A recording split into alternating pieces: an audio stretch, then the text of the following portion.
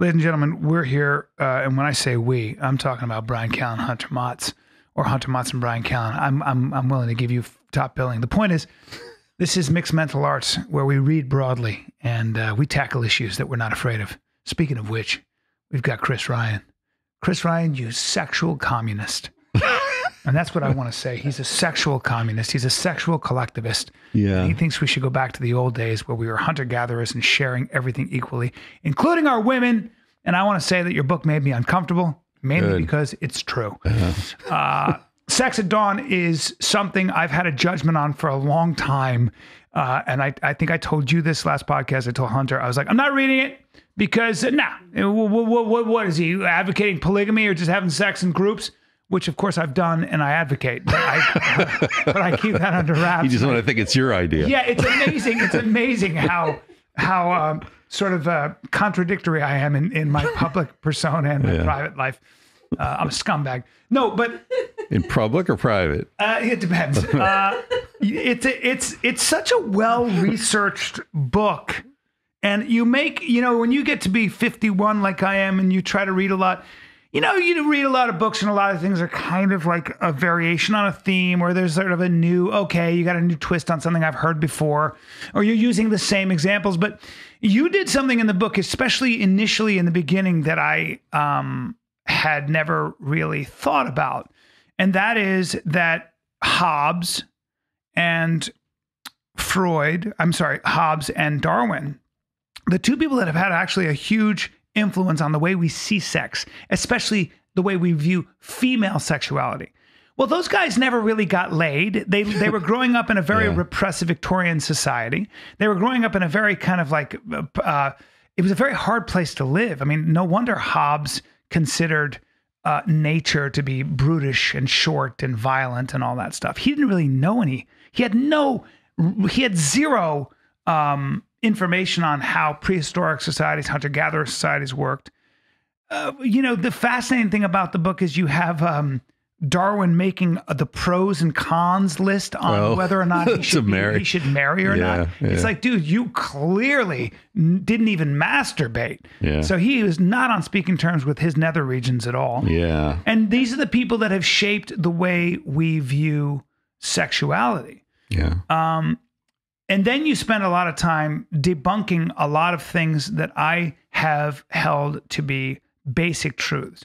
One is that, for example, the Yanomamo Society in Brazil they were the fierce people. That was in 1965. I think the anthropologist who would just show up and come up with these ideas and disturb sort of the kind of the equivalent of the way you look at chimps. You can really screw up the way they socialize by having a large sort of freezer of food, in one place and feeding them on a regular basis. That's not how they interact.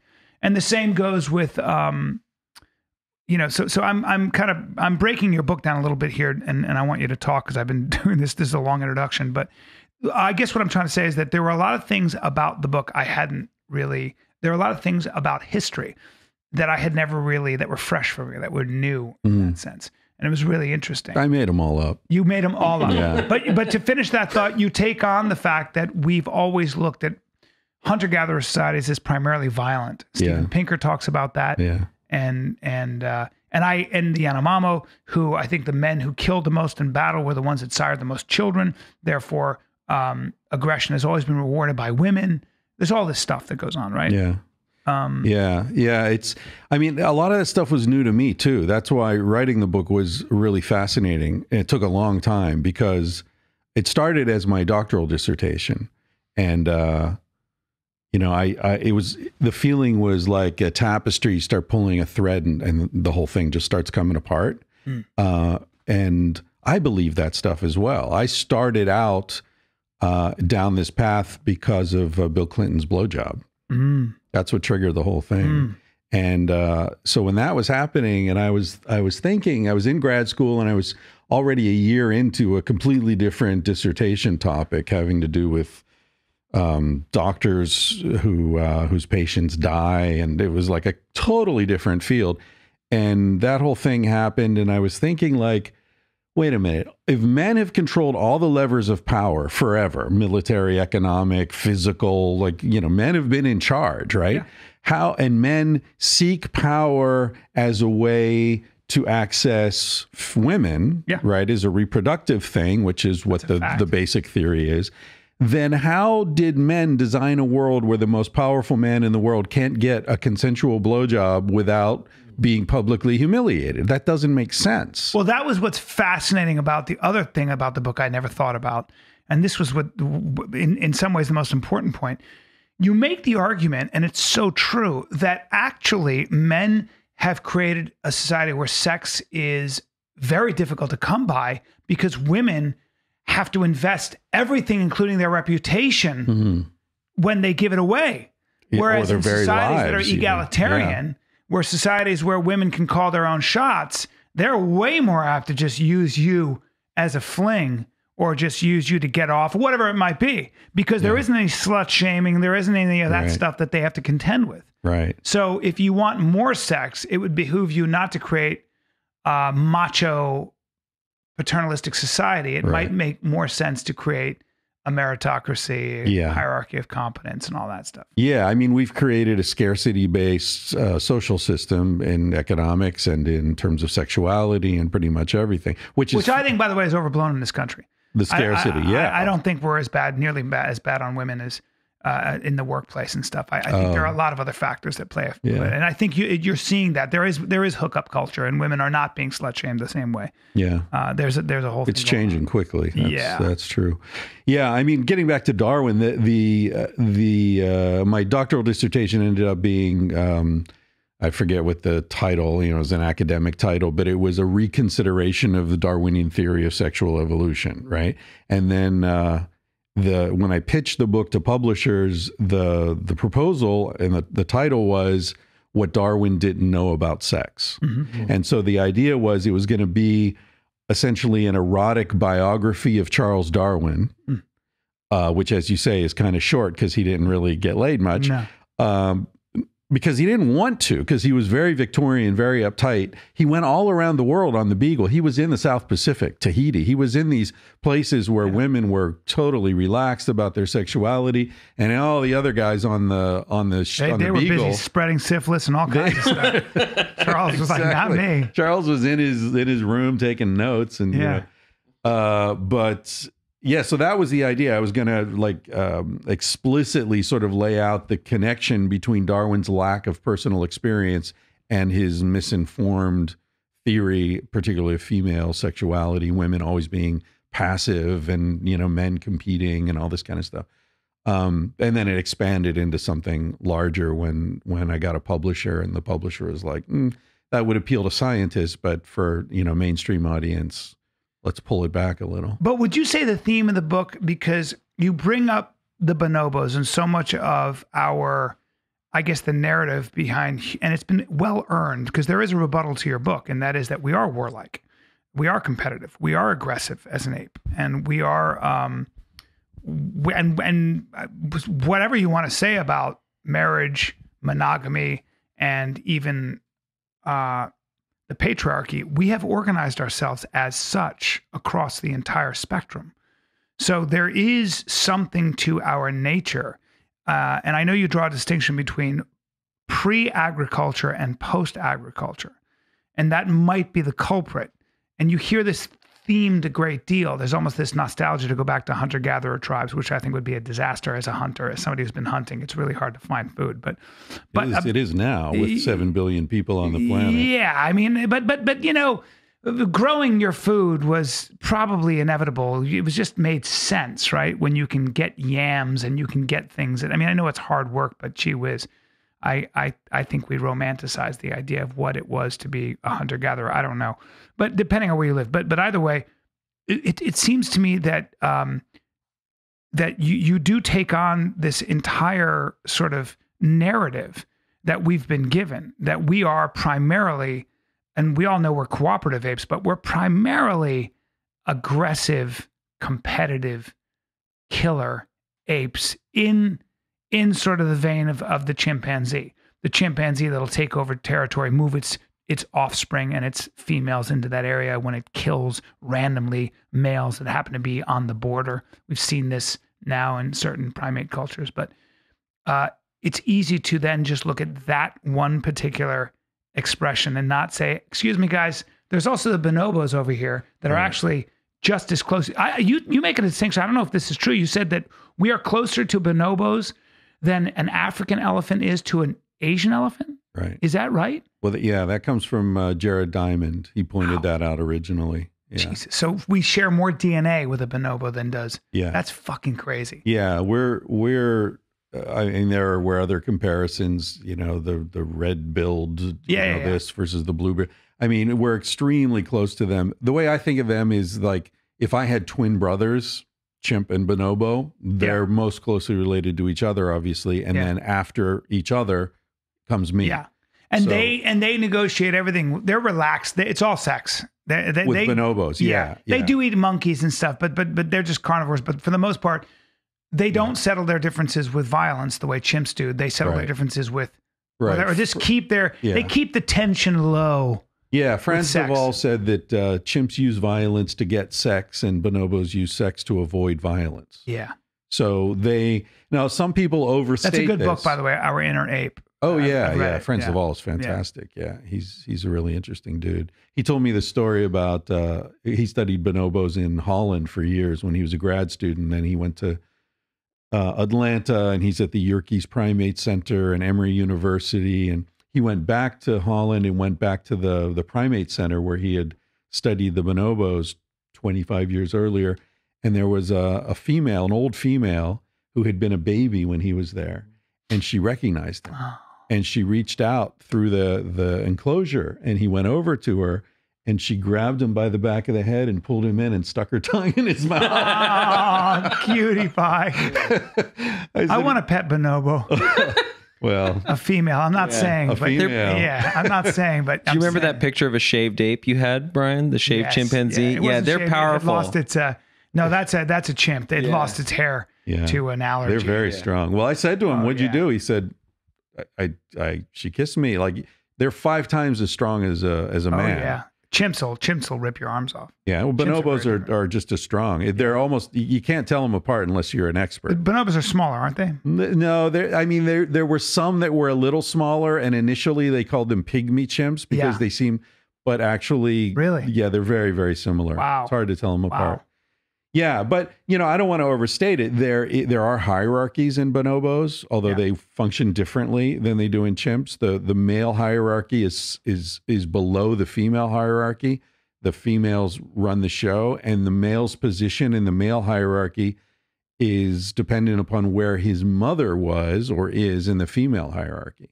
So even if she's dead, if his mother was very high ranking, that male sort of by default gets a higher rank because his mother was so respected. It's a very different organization. Well, I was trying to figure out, in a way, what the conclusion was, because there's so much evidence that jealousy, for example, could be innate, because I want to, and there are a lot of studies that you point to in the book about how men are more afraid of just a sexual connection, that their female, their wife, their girlfriend, their whatever, will go off and mate with the square-jawed stud. And that's what makes them jealous because, oh, by the way, he might pass his genes through her. Whereas women tend to be more afraid of an emotional connection. And we've done all these studies about that. There's a lot of this, right? There's a lot of women need a narrative in sex. Men don't need one so much. So I was trying to figure out what your philosophy on this stuff is, because jealousy exists. It just does. Sure, but so does yogurt, and that doesn't mean we evolved in the context of yogurt. In other words, you're saying we don't have to be a slave. By the way, first time I've ever pulled yogurt out of my ass. Yeah, but also, Chris, I think what might be helpful is maybe talk about the Aaaand and partible paternity. Yeah, well, partible paternity is a concept that exists in lots of different tribes in the Amazon and Papua New Guinea, and a couple in Africa that have been studied that have no contact, no common language. Even the ones in the Amazon basin, there's no. So this is something that has arisen independently in different parts of the world, right? And the idea is that they believe. See, the Darwinian theory of men being concerned with paternity certainty assumes that we knew that sex caused babies. But if everybody's fucking and some women get pregnant, there's no reason to think that anyone would make the connection, right? You say that, but lions, and we have a lot of examples of animals that come in and kill all the babies. Yeah. So and we gorillas see this, do that as well. Gorillas do it too. So we see this mimicked in nature. Right. But that's males. You're right about that. But so that's true. There doesn't have to be a conscious awareness for it to function in a mating system. But to get back to we can talk about that if you want. But the partible paternity thing is that in these societies, they believe that the fetus is literally made of accumulated semen. So a woman who wants to have a baby who's funny and good looking and a good hunter will make sure she has sex with the funny guy and the good looking guy and the good hunter so that the essence of those guys will all be in her baby. Wow. Yeah, it's very interesting. And then the men, when the baby's born, and she names them as fathers, they will be like team fathers. Like all three of them. Yeah, we're all fathers. So see, I personally, I fucking love that. Yeah. But that might be my personality. Well, see, that's the thing. When we talk about jealousy, we talk about these things and we say, well, men feel this, men feel that. These things are very much shaped by culture.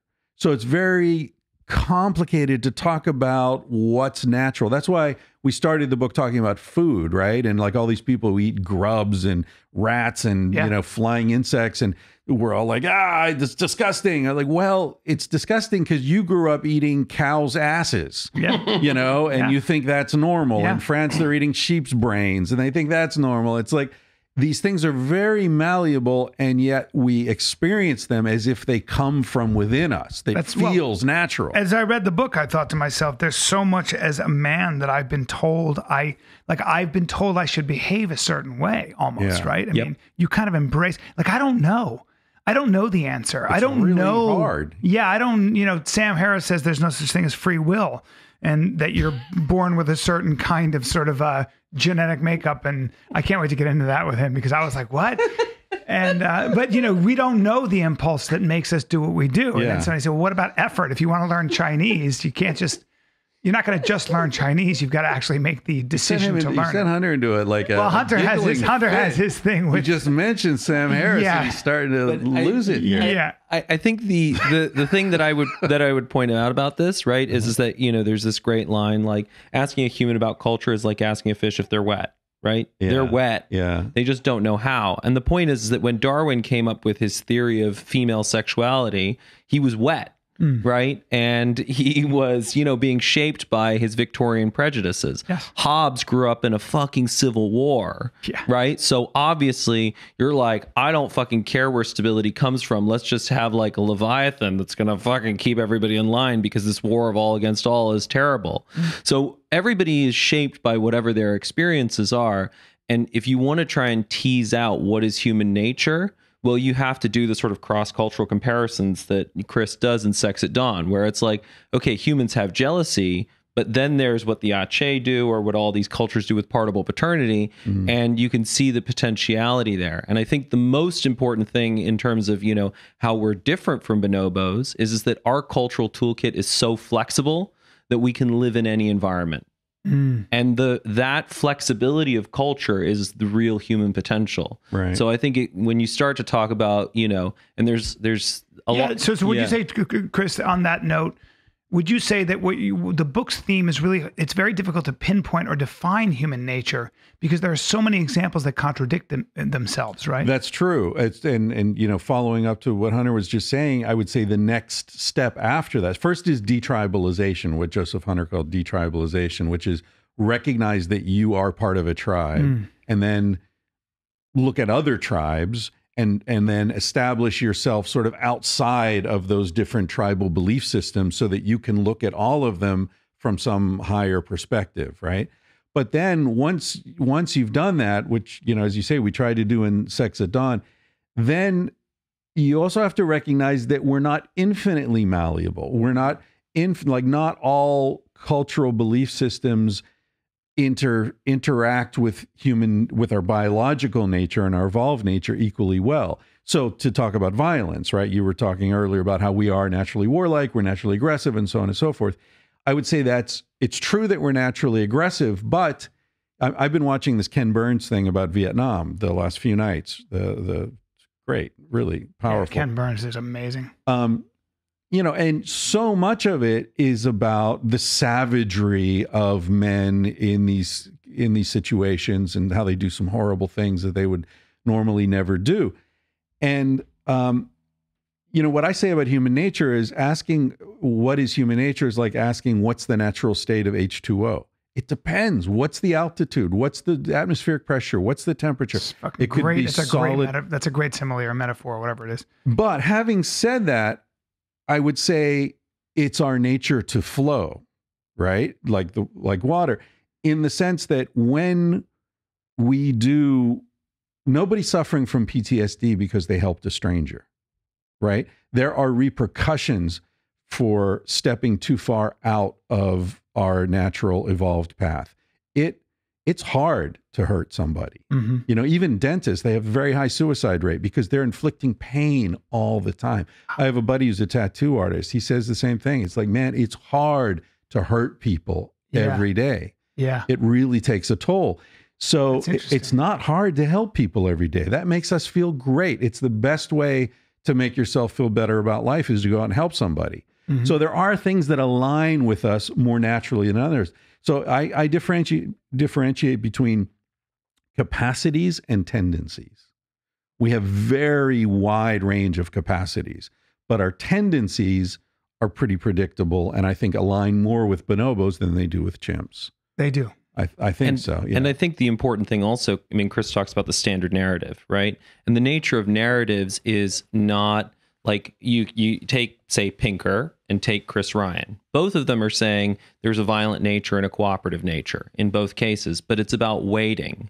And if you weight the violent nature super, super heavily, then what you've done is that you've distorted the picture of humanity. I mean, I don't know if you want to share from... And it depends, doesn't it? I mean, like, so sex has always come with a great deal of risk and danger. Disease was a huge factor, right? Not in hunter-gatherers. Not in hunter-gatherers, but certainly in agricultural societies. Sure, right? Like medieval times, it was a really big problem. And for that matter, even in our times, AIDS was a death sentence for the longest time. Well, and look at how the culture, like I have a friend who talks about the golden age of sport fucking, which was the 1970s, because you had birth control, pre-AIDS. Yeah, and the point is that there was that culture that evolved in that environment. Change the environment where now you have the HIV, and suddenly the cultural norms change again. And now you have shaming, public shaming, and a whisper network, and there's all that. So now we are. I think Christina Summers called it the Great Sex Panic of 2017, and she's right. I mean, you know, you in my business, at least Hollywood, you don't even hug anymore. People are pounding. And there's this strange puritanical, sexless movement that's going on because everybody's terrified, men and women. And I don't think we quite know what to do with this whole situation now. But as you see these people fall very publicly in a very humiliating way, and I think some of them have brought this on themselves, right? As you read these accounts, you're like, dude, but it's just interesting that nobody wants to go down that way. No, everybody's going, well, wait a minute, I was a badger, but not a predator. So what does that mean? And did I say something wrong? And was I, all that stuff. So we've always had this strange and very dangerous relationship with sex. Well, particularly in America. I think America is in a perpetual sex panic. I agree. I mean, think about the daycare center thing when it was in the 80s, where like all these, devil worshiping, taking the kids out and raping them. And it turned out none of it happened. None of it was true. I know. Look at Pizzagate. Pizzagate. Yeah, what do we do about this? Why in America? Well, I mean, it comes out of our cultural history, right? I mean, the Puritans were not comfortable with sexuality. And I think the key thing is that sexuality was something to be controlled because you were worried about unwanted pregnancies. You were worried about not being able to support. I mean, there's all sorts of but see, I think it's beyond that. I think it's pleasure. The Puritans were against pleasure, right? So it wasn't just sex because of disease or whatever. I think that we have a bias against pleasure in American society. And I think what we do about it is what we're doing right now, which is talk about it openly and shamelessly. Yeah. Which, and that's why I think I think that comedians are serving a function more important than ever right now. This is what I'm talking about with my next special. Right. This is what daring to talk about this shit on stage and just be like, hey, let it. Chappelle was really explicit about it on his recent Netflix thing. Oh yeah, because he was like, he did two things. He did a standard Netflix special, and then he had a thing where he was at the comedy store, the bedroom, yeah. And there was a point where he says, like, hey, I see some of you comics in the back there. You guys need to talk about this shit. Because if you don't, my kids might grow up never hearing someone talk openly and without fear. I'm right with him. Our job is to do that, come what may. Yeah, exactly. I'm going to do it. I can't not do it. Yeah, and this wave's going to pass. I mean, come on. I think we're already seeing it start to recede. The Aziz Ansari thing is like pretty much everyone recognizes. And I think the people like Steve Wynn, when you read the accounts of that many women, you go, well, dude, you can't do that to human beings. You're a great businessman and a great casino magnate, but obviously you are doing some pretty, if the accounts are, the Wall Street Journal does pretty good reporting, And this conversation right here is the perfect rebuttal to the standard narrative, because what we're talking about is that we actually don't like the abuses of someone like Steve Wynn or Harvey Weinstein. And what we would like to get to is a place where sex is mutually pleasurable and mutually enjoyable for everyone, which is quite cooperative. Yeah, well, adventurous, where sex is more forgiving, where you can have romance in the office space, where you can not worry about losing your livelihood, both sides.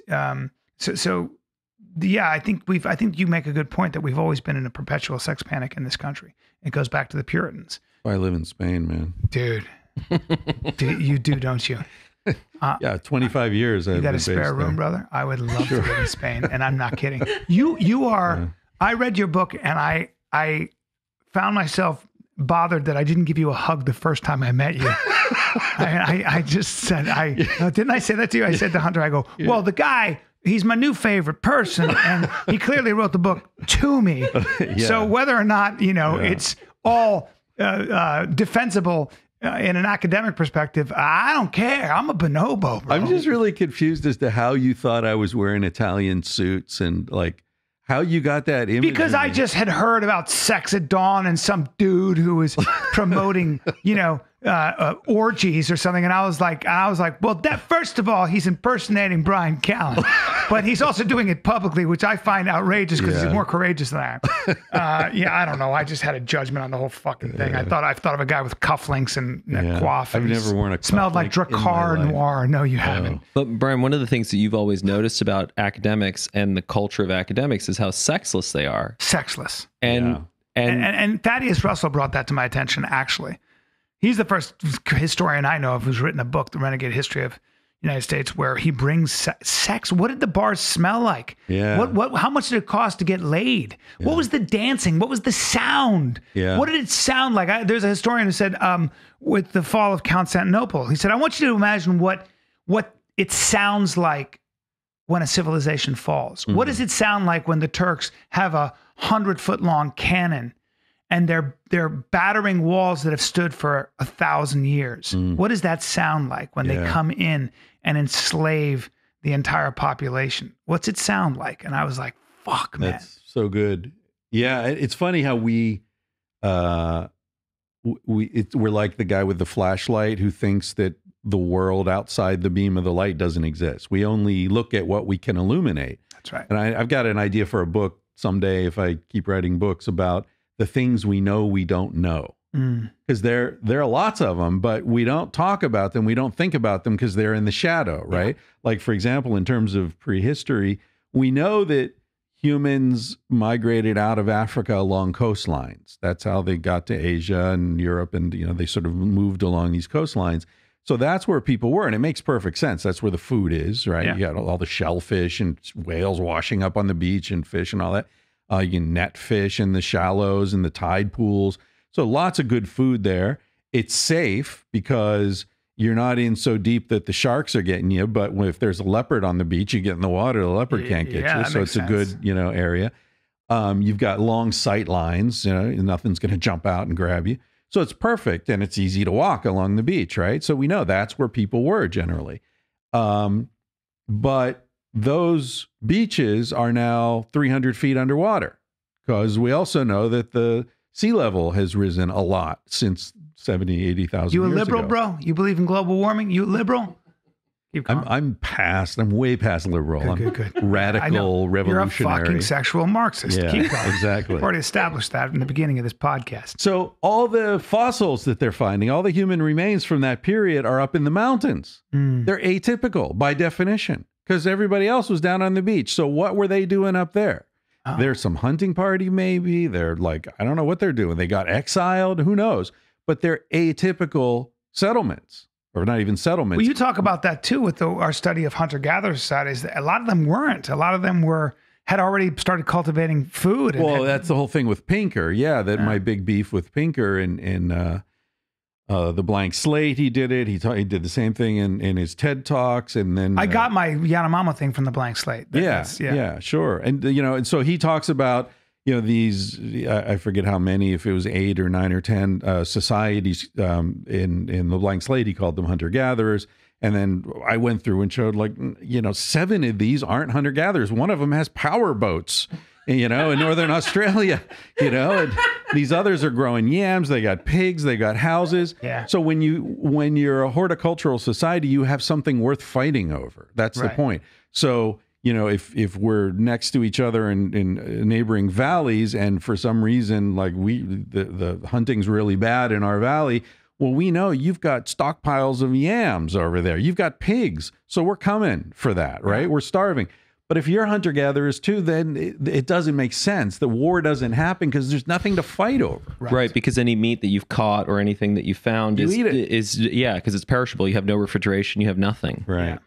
Yeah. So it's a very different context. But weren't the Native Americans insanely warlike? Weren't they constantly battling? Well, which culture? Yeah, you have to all really of them. get specific. All of them? Oh, okay. No, No. it depends on where they were, I suppose. Yeah, But and also there are a lot of accounts of the like the Iroquois. But the Iroquois were horticulturalists. They weren't hunter-gatherers. Okay. They farmed. But the Apache, the Comanche, they were... Yeah, but then those are herders, and then you get an honor culture. And the amazing thing about those groups is that their culture changed dramatically once they had the horse. Yeah. Because once you have the horse, you have a whole different set of incentives. Right now, you're trying to accumulate they could property. Follow the buffalo as well, and basically. Well, and also another major point is that when Europeans first got to North America and smallpox spread, by the time they had contact, they had already had 150, 200 years of just 80% death, wiped out. So there was this radical, crazy reshuffling, and the horse came in. So, to talk about the behavior of the Apaches in the 1880s. Well, no, Yuval Harari talks about that. You cannot look at horsebound tribes in the in the 1700s or even the 1600s in this country and think that they were pure cultures or had been isolated. They were not. They had been decimated by plague. They had been introduced to by the Spanish to the horse and all that stuff. It's it would be like trying to figure out what the Roman Empire was like if you showed up in the 450s when the Goths are fucking rampaging through it. So it's not, and this is also what Thaddeus talks about too, is that, what we know about the majority of human history is nothing, because most people never told their stories. Most of the data set is very, very bad and scattered, right? Of all the people who lived through the English Civil War, how many of them left records? Right. And even, linguistically, this, and, this was something that I always found funny, right? Is, I took Latin and Greek because I went to school in England. And, we would pronounce Latin a certain way. Vivamus me lesbiat quamemus rumere. And for a long time, I was like, that's obviously how Latin is pronounced. And then I showed up in America. The posh British. Yeah, exactly. I hate when people speak Latin in a posh accent. It drives me fucking crazy. Yeah. But then I came to America and there were all these, classicists, and they were pronouncing Latin wrong. Yeah. Right. And of course, it's holy fuck, talk about intellectual snobbery. That's a whole different level. I'm afraid your accent in Latin is abysmal. But the point is that we don't even know, this is sort of one of those moments of realizing just how wet you are. I have no fucking clue how Latin was pronounced. Yeah. You can sort of reconstruct it from linguistics or whatever. But to this point, there is a rebuttal to that. And that is that, the fact of the matter is we can conjecture, we can draw a number of conclusions on human nature, because we do have a vast history, and we've also got where we have ended up. And you have to give that its due as well. We have ended up as agricultural societies. We have ended up as territorial beasts. That seems to be a very comfortable resting place for all of us. Maybe not comfortable, but certainly where we find ourselves, territory, my wife, my house, my area. But Bryan, let me ask you this. My mark, right? Yeah. But culture is evolving, right? Yeah. And let's imagine that Chris Ryan's sexual communism / sexual Marxism wins out. God bless him. Yeah. And you end up with a culture that doesn't have so many hangups around sex. And you won't. I wish we would. And I think the answer is that I think what I got from Chris's book is let's not be so quick to define who we are in such bold, print. Let's try to be a little bit more, I suppose, what's the word? Amalgamous, or whatever the word is. I'm not good. Amorphous. Well, because we are not necessarily doomed to what we have become, right? There are examples where we can, there's this great movie, I can't remember what it was, where the criminal says to Ewan McGregor, he says, there's a theory that human beings branched off from two different apes, chimps and bonobos. Chimps solve everything with violence, and he's this badass criminal. And bonobos solve everything with love. You got to decide right now if you're a chimp or a bonobo. Really? Yeah. And when I heard that, I went, I'm a fucking bonobo. I like boxing and I like fighting, but I like it like not as much as fucking. Not close. Not close. I learned how to fight because I'm afraid, because I don't want. But there are some people that get off that are comfortable. Navy, like if you look at these, there are certain Spartans, right? SEAL Team 6 guys, and I know some of those guys. They're just, they're usually good guys, but they are comfortable in that space. They're made for that. There are. But are they made for that, or have they been shaped to that? Who knows? I think we all are. We're a combination of our genetics and our socialization. But I just love that kind of distinction. So I don't know. Maybe some of us come from chimps. Maybe some of us come from bonobos. But I will say this about human nature, and this goes back to the Greeks. Human beings, and I'm speaking more for men, but there are two things that human beings love: immortality. We want to live forever. We do that through our children. We do that through our artistic expression. We do that through our inventions. We do that through our work. Men, I know for men, it seems that what's very important is feeling significant, feeling important. This is not me. This is a lot of psychologists would agree with this. Making a mark. And making a mark, whether it's with my work, with my children, with my original expression, is a way of living forever.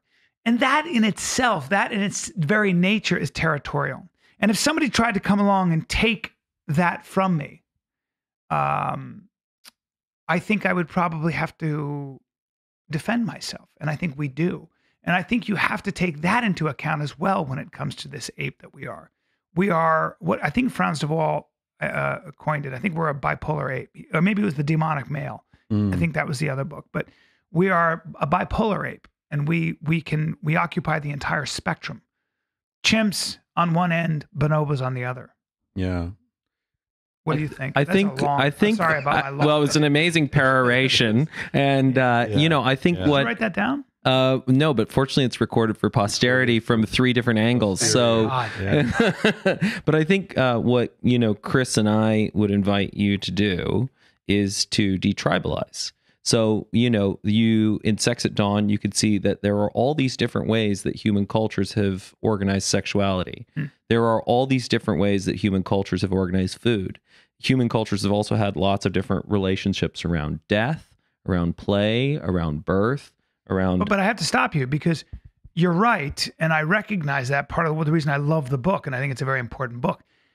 But I'm sorry, though, that the cultures that we are pointing to that are more bonobo-like are also the cultures that have not given us the things that we benefit from every single day, like antibiotics, anesthesia, x-rays, recording equipment like this, music that reaches the ears of millions, television. But do you see how you're looking back from where you stand and saying, I'm here, therefore this is the best place to be? You're what we call in the book Flintstoneizing. You're saying this is the modern world, and so, you know, everything was leading to this. But in other words, what I'm logically, saying, that doesn't really make is that sense. I'm happier than my ancestors. You than think my you are, hunter-gatherer but if you talk to your ancestors, they might disagree with you. They're not here to talk about it, right? And the culture that you're talking about is a culture of the 20th century. And it was a culture that didn't have the tools that we have now. It's not just the 20th century. Let's go back to the Enlightenment. Okay. And there's the culture of the Enlightenment and the founding fathers and all of that, right? And what we're saying is that there is the culture of the 21st century, right? Which understands that, for example, if you want to be really scientific, right? Let's talk about Joe Henrich's The Secret of Our Success. You know, human intelligence is not based on these individual visionary figures. It's based on cultural accumulation. And if we have a more inclusive society, why nations fail, then we can be even more innovative than the culture of the 20th century or the Enlightenment. Yes. So we can stand on the shoulders of those giants and we can see even further. Yep. But part of how we're going to see further is by not only drawing on our culture, also looking at where we came from and looking at all the cultures that ever existed to evolve a culture that is better than any that has ever existed before. Yeah, I love that. You know, I'm trying to. Would you agree with that, Chris? Yeah, the way I talk about this is what my next book's about. The Civilized to Death, the shirt you're wearing. I'm trying to look at how we move forward in a way that is based on where we come from. And so the way I sort of play with it in the book is we're going to live in a zoo. There's no way out of it. There's 7 billion of us. You know, hopefully we'll reduce population gradually and intentionally, but still, there are too many of us to live as hunter-gatherers, obviously. So we're going to live in an artificial environment. We're the only species that designs its own zoo. So let's design a San Diego zoo, not a fucking Calcutta zoo. Love that. Right? And too much of the world is like the Calcutta zoo right now. It's just concrete enclosures and we're throwing our feces at the wall. And we can design, so the San Diego Zoo is an enclosure or an artificial environment that is very conscious of where these animals evolved, what kind of world, what kind of social world, what temperature range, what plants, all that kind, and recreate that context because that's where those animals are going to be happiest. So that leads to a rejoinder to what you were saying about how, hey, we've got, recording technology and, lights and art and our air-conditioned houses. And so therefore it's superior. The thing is, there are some examples of this in Sex at Dawn and more of them in Civilized to Death. When you have people who've seen both worlds, they never choose to live in ours. Yeah. They always choose the other one. I heard that. Whether they come from ours originally, like you might say, oh, well, they were Indians. Of course they want to go back. No, Westerners. I mean, Thaddeus Russell talks about that, right? Yeah, there are a lot of examples of that where Westerners, when they were adopted by a Native American tribe, they wanted to stay there. Yeah, even if they're rescued, they'll sneak back into the Isn't woods. That crazy? Yeah. But see, it's not crazy. That's the thing. Yeah. It tells you that people who have a balanced view of these two worlds choose that world. Now, there's no air conditioning. There's no, whatever. No, what it means is that world has value, and we've lost. See, what I really loved about the book, and I've been pushing back here, but overall, I love the book because what you really are isolating is we have a problem, and that problem is that we have not. Then you use the Bill Maher example, we don't really know how to solve the problem of what happens in marriage when sex runs dry, right? When you get bored with the same partner, but there's so much pressure to forego sexual adventure, sexual and intimacy and sexual fulfillment for family life, for someone to grow old with. And some hunter-gatherer societies provided both. Mm-hmm. And they provided both because they were more communal about things, because they were more open to the idea that maybe men and women can make they have their own autonomy on equal grounds and all these things. Right. So I think that is I think you're right. And we're terrified to look at that. We're terrified, man. We're terrified to even address that it's a problem. But we know it's a problem because so many of us are suffering because of that. And what do they tell you? Like you said, get divorced. Yeah. Really? Yeah, really. So blow my whole spot up and my kids don't have a father to grow up with or a mother to grow up because I want to go get laid? Right. That's not an option either. Exactly. So what is an option? You know, and part of it is being realistic about human nature. Right. And because it's going to find its way out in a $50 billion porn industry. It's going to find its way out in lots of avenues that are not very helpful to the human soul. Misogynistic, rapist assholes like Harvey Weinstein. Yes. Right. Now, if Harvey Weinstein, I don't know, there's no way to prove this, but my feeling is if guys like Harvey Weinstein were getting laid in high school, they wouldn't be hurting people. Well, and we know this with Catholic priests, right? You suppress that sexuality, that denial of human nature doesn't mean that it goes away. It means that it builds up and then it finds some fucked up outlet. An explosion. Somewhere. Yeah. So the point is that if we really want to have conversations about human nature, which are the foundation of all societies, right? Hobbes had his view of human nature. Locke had his view of human nature. All these systems of government, the founding fathers, but we also have to be realistic about the founding fathers and the Enlightenment figures and the limits of their data. They didn't know the full potentiality of human beings, and they fundamentally had this bad model that somehow humans weren't animals, right? That man was separate from the beasts, and we are a beast. But the point is that what kind of beast are we, and what does our San Diego Zoo look like? And we don't know that yet. But we can start evolving towards that. Yeah, and I think we have to be careful about how we categorize human beings based on our Judeo-Christian ethic or whatever ethic we adhere to. And you're right. And who's, it's like, yes, Darwin had a great deal to offer, but, it's so did Aristotle and the Bible, but it's time to move on. That's what the Enlightenment was sort of a rebuttal to both. I wrote something down.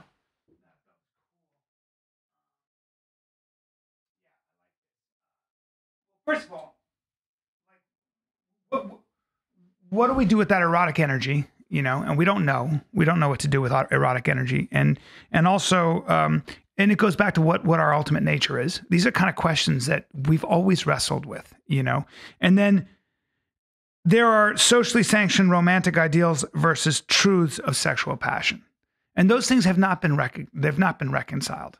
And I don't know if they will be, but the book at least is an attempt, and a very strong and good attempt at kind of answering that, And also creating spaces like this where we can have open and honest conversations. Right. Like, let the college campuses freak out. Let the mainstream media freak out. We've got this great podcast space where we can have conversations like this and start to untease, what do we know and what do we not know? So on that vein, Chris, what do you think? How I know everybody's different, but how do you live your life? What is your philosophy after reading this book? In terms of relationships? After writing this book. After you've read I read it too. Book. I fucking hated it though. Yeah, I hated it. After reading Sex at Dawn, that pervert wrote. I think it's we should give credit to your wife too, who also wrote Casilda Jetta. She's Hilda Jetta. Casilda. It's an old Portuguese name. She's from Mozambique. God bless her. Yeah. I think that the main thing we were trying to do with the book was open up the conversation. We didn't purport to answer, like there's no ultimate answer. We're wrong, I'm sure, on lots of points, and the science evolves and whatever. But what I really wanted to do, you referenced that Bill Maher thing where, they're having that conversation, and PJ O'Rourke looked down at his shoes. PJ O'Rourke's looking at his shoes. John Hamm is like, well, they should get divorced. And the question that Bill Maher posed was what do you do? What do you do when the sex is no longer adventurous? Well, you don't want to have sex with the person that you're married to anymore, or whatever. Yeah. Or you want to have sex with other people. Right. What do you do? And nobody had an answer. We just wanted to put that conversation on the table and say, hey, this is a legitimate question. Everyone needs to answer it for themselves, and the answer is going to change in different times of your life. You have kids, you don't have kids, your wife's mother just died. Like maybe that's not the best time to be, screwing the neighbor. I mean, these things change, right? Yeah. But what we wanted to do was say, having these questions doesn't mean there's something wrong with your marriage, right? The fact that your wife is attracted to her tennis instructor doesn't mean that she's not into you. She doesn't love you. Or that she's a bad person. Or that she's a bad person, or you need to get a divorce. I mean, there's this American script where if one of the partners has had sex with someone else, that's it. No self-respecting person would stay. Kick him out of the house. Oh, dude, what are you talking about? You can lose everything for it, too. Of course, yeah. And so we just wanted to sort of say, hey, everybody slow down, right? Cut yourself some slack. Yeah. You're lying in bed thinking about someone else. You've been married 15 years. Give yourself a break. Well, because the one thing you can say about the book is that you do characterize human beings as a hypersexual ape. Well, we are. We just are. I mean, clearly, factually, we have sex, over 1,000 times per birth on average. Most animals only have sex when the female's ovulating, and they only ovulate for a week or two out of a year.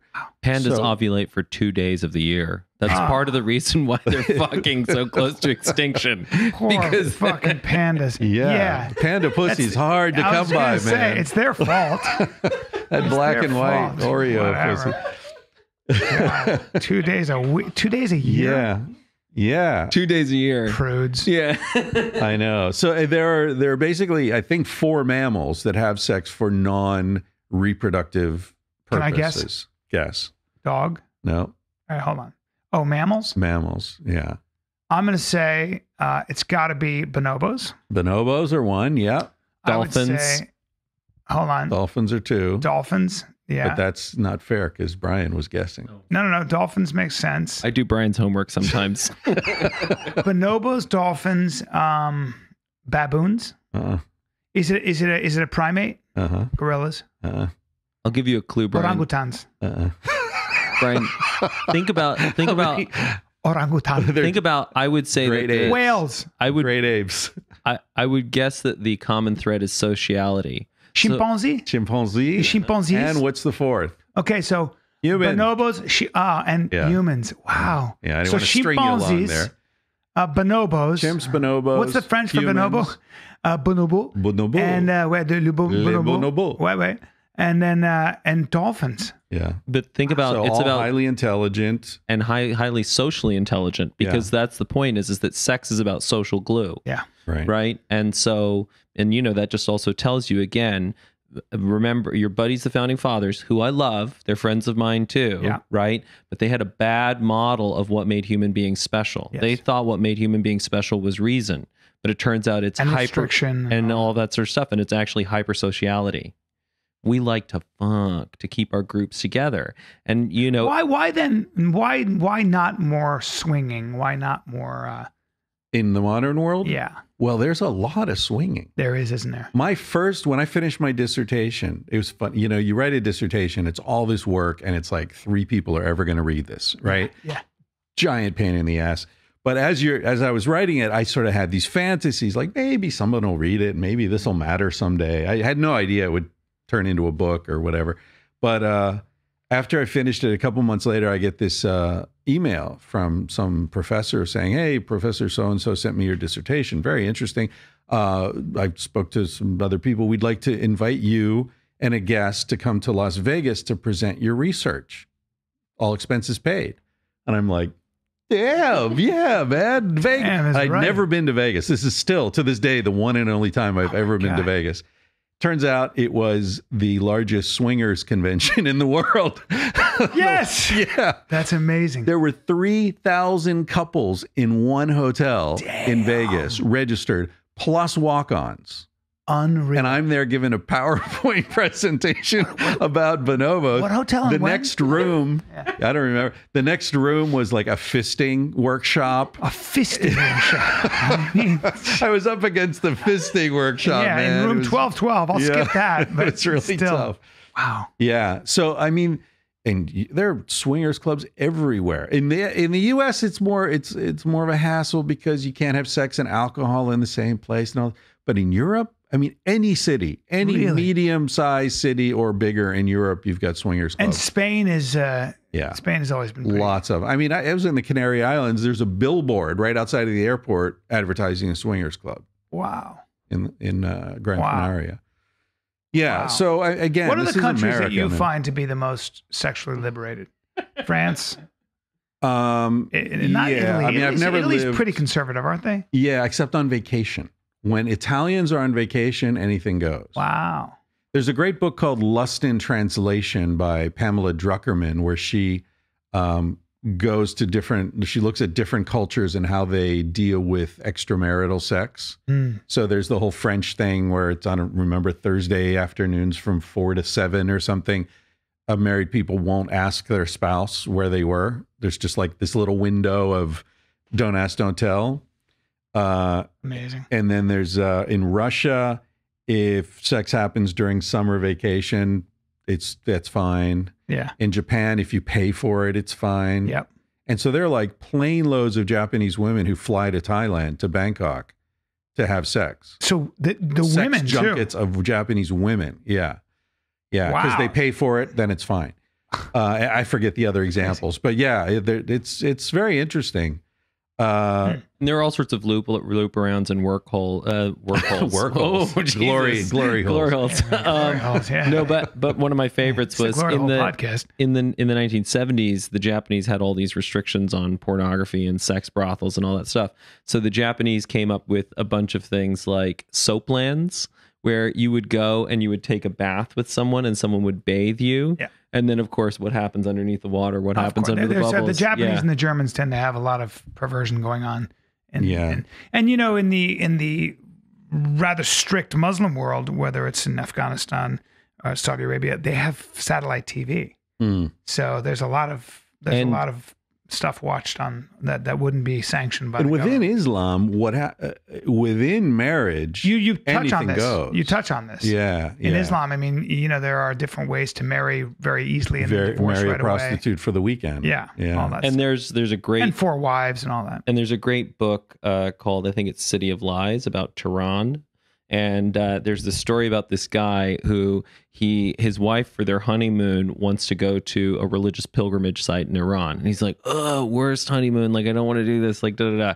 He goes, and then after he goes, he suddenly is like, pilgrimage is amazing. And so for the next few decades, he just wants to go on pilgrimage all the time. He goes on the Hajj multiple times. He goes to all these sites, all this stuff. And then one day his wife is, you know, and he's a big respected member of the community, right? Because he's a Haji, he's been on Hajj so many times. One day his wife is looking through his passport and there are all these stamps. They're not in Arabic. And so she has to go to like a local translation service. And the guy is like, oh, I don't know how to tell you this. That's not Arabic. That's Thai. And your husband has been going to Bangkok for all these years. Ooh. And she's like, Bangkok, why would he go to Thailand? Wow. And then she has to have explained to her what men do when they're in Thailand. So the point is, if you bottle up that sexuality, it finds outlets and people will work through that system to get what they need. If Saudi Arabia, by the way, Riyadh actually apparently has a huge homosexual scene. Yeah. Because men can't hang out with young girls. Yeah. And so what's the way that they can get their sexual... Well, in Afghanistan, you have the dancing boys of Afghanistan with a lot of pedophilia.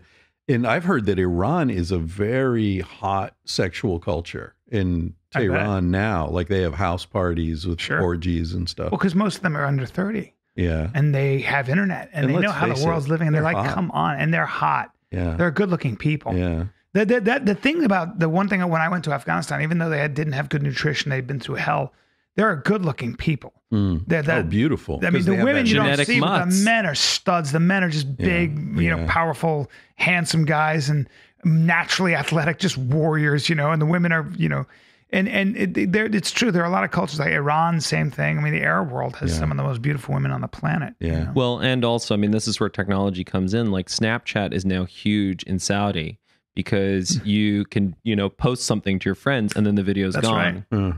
That's right. Yeah. So at the end of the day, we want our own sexual autonomy, and I think all of us are doing it.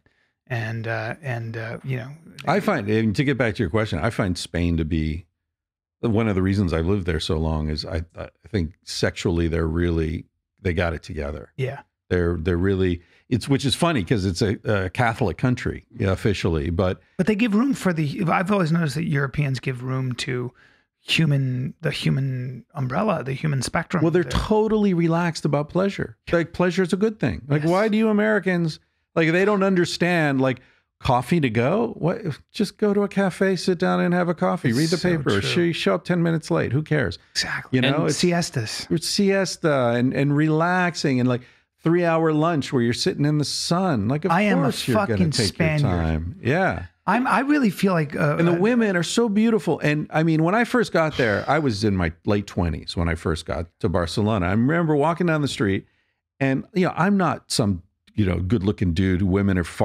flirting with all the time.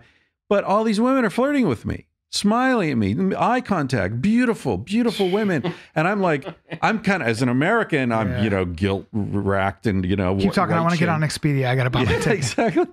And there are all these beautiful women walking by and, just rocking it and so sexy and dressed like, like, hey, I'm a woman. Check me out. Yeah. And I'm kind of afraid to look. And then I look and she's smiling. She's like, I know you're looking and you like it and it's fine. And it's like, wow, these people, this is like solar energy. Yes. There's nothing dirty here. It's healthy for you. Everyone's energized. Yes. It's free. Dude, I do a joke clean. about this in my stand-up about how a Spaniard flirts versus an Israeli. Oh, yeah. Like I just use Israeli because there's a funny joke about how with the Spaniards take, siestas, and Israeli can't siesta. If he takes a siesta, he gets invaded. So, they're more on their toes when they're flirting. I take you to my bed, they whistle.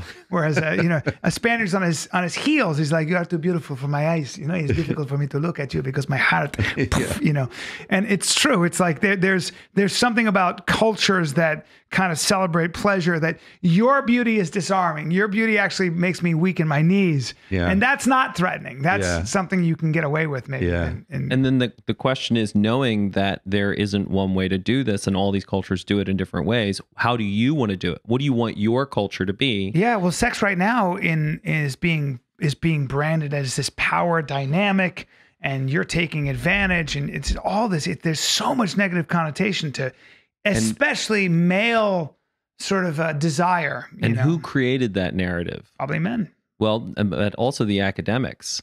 The point 100%. Is that standard narrative academics who don't get laid. You can see it. Of course. And the point is that if the women's studies departments, I'm sorry, all due respect, they're not fucking. And so they ain't. And so like Darwin, they're not. Nobody wants to talk about it, but I've seen these women. I was watching an old Johnny Carson episode. Sorry to interrupt you, man.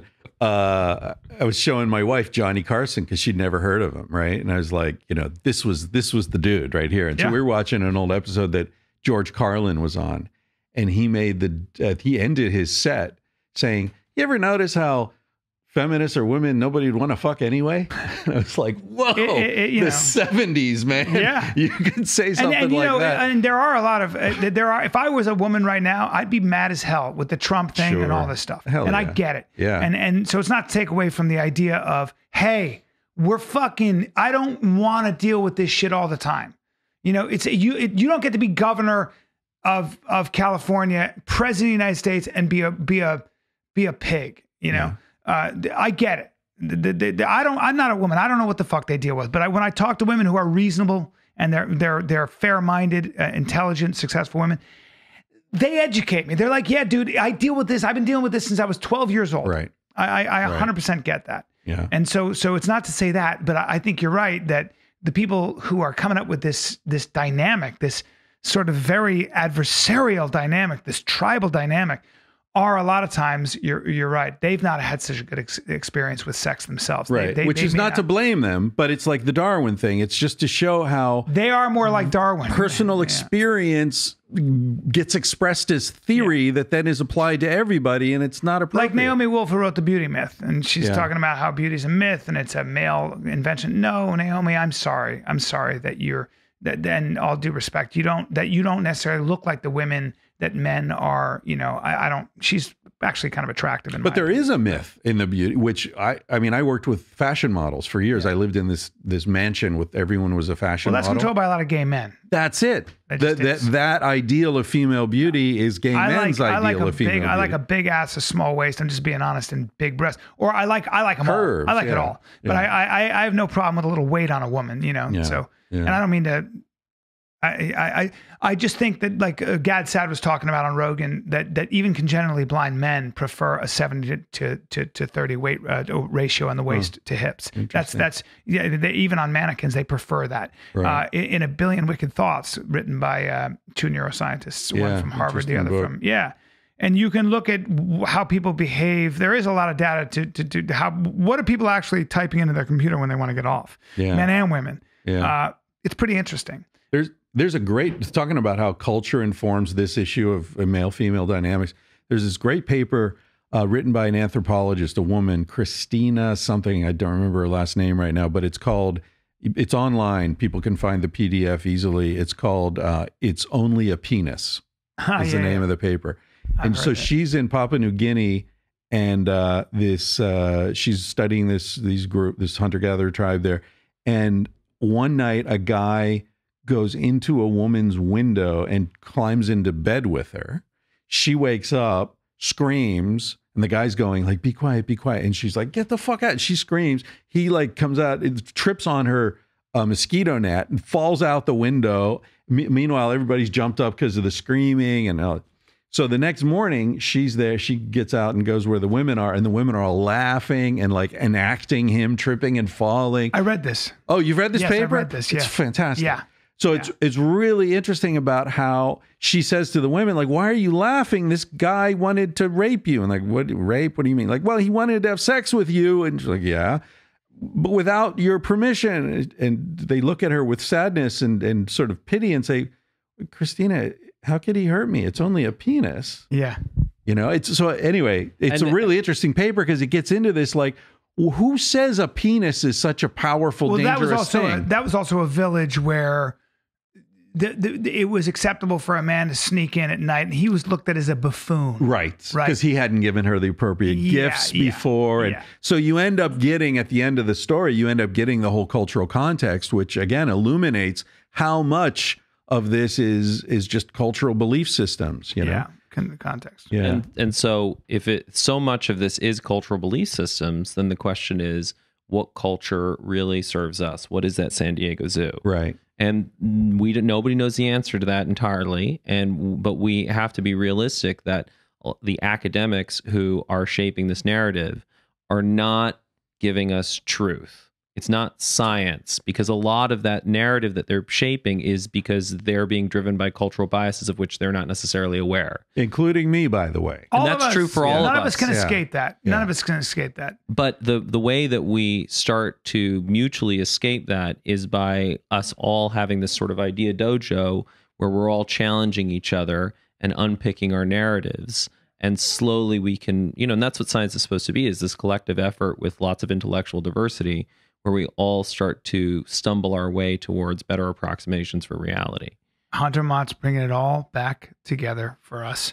So when are we going to start recording? I was saying, God, Chris. Are we ready? No. Chris Ryan, candid as it gets, ladies and gentlemen. Didn't even know we were recording. And you got his pearls of wisdom. Amazing. The book is Sex at Dawn. The next book that he's working on right now, he's got a book called Tangentially Reading, which is basically all his podcasts, right? Well, not all of them, but some selected ones, some excerpts. The great Joe Rogan himself said he's the most relaxed, smart person he knows. I agree with that. And but the first no book cufflinks. You're working on this next book. I can't wait. Civilized to Death. But for now, Sex at Dawn has a lot to say. And I loved it. By the way, I didn't bring that thinking you were going to promote it. I just brought it as a gift. We should promote it. That's the whole point of it. I didn't even know we were going to have cameras. But Brendan Schaub, my business partner, just said, "Need a new book, sir. Got any idea? Something I'd enjoy?" And I'm going to type in Sex at Dawn.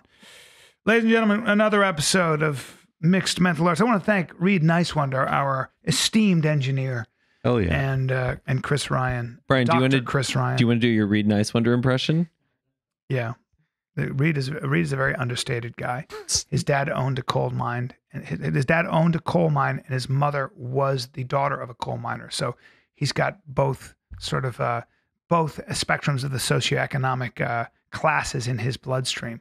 But he's a very understated man. So if I was to ask you, if there was a nuclear missile that was about to hit Los Angeles, this is probably how Reed would behave. Ask me if there's a nuclear missile about to hit. Hey, Reed, is a nuclear missile about to hit Los Angeles? Yeah, looks like it. Pretty much, yeah. Ask me if there's something we can do about it. Is there anything we can do about this nuclear missile? We're looking at it. Probably not. There it is. That's my Reed Nicewinder impersonation. You've been immortalized, dude, by the great Bryan Callen. I'm an actor, a working one. All right, ladies and gentlemen. Chris Ryan, you're the guy I want to spend more time with. Thank you. Let's go to me too. And I think one of the things that, firstly, we should all go to Spain. Yeah. Prehistoric cave art in the Pyrenees. Really good stuff. And then the other thing is that I'd love to bring Chris back on to talk about the Big Seven. Oh, yeah. The Big Seven. What is that? Well, I just said Sex at Dawn by Chris Ryan. I'm texting to Brennan. So one of the things that in order to help people detribalize, one of the best ways to see just how wet we are all with culture is to look at the 7 most primal parts of human nature, right? So sex, right? Yeah. And you look at all the ways that humans have sex and arrange sex in their culture. Food, all the ways that humans have human universals. Human universals. And then as you can see how those human universals play out across different cultures, then you can realize just how much is human nature and then how much is culture. And then you can start to be more intentional about creating your own culture. It's like 3D chess. There's personal, there's cultural, and there's species level. Personal, cultural, and species. Right. Different layers. So what's Bryan, right? What's American, and what's human? So try to work. I've been doing that my whole life, trying to figure that out. Sex, altered states of consciousness. Eric Weinstein did the same thing. We're trying to kind of decipher human nature, and he's like, "Look, we're protozoa, and then we're just there's a layer cake there, and on top of it is our culture." Right. And the better that you can see all the different layer cakes, the more you can be intentional about making your own layer cake. Good. Bueno. Thank you, guys. Yeah. Chris Ryan, thank you so much. See, he's not actually American. He's Spanish. Yeah. Gracias. Hey, guys, thanks so much for watching. Now, it's important that you subscribe to YouTube because we want to get a lot of viewers, and then we can use YouTube's office. We're not making any money, but we'll use YouTube's office. Now, do it! Go like that. I never do this, by the way, ever, but you should. But Bryan, will you subscribe to our YouTube channel? I haven't done that yet. Yeah, but you're going to. Yeah, I'm going to. I haven't even done it. But you do it. Do as I say, not as I do. Inspire Bryan to do it. Yeah, and then I'll do it.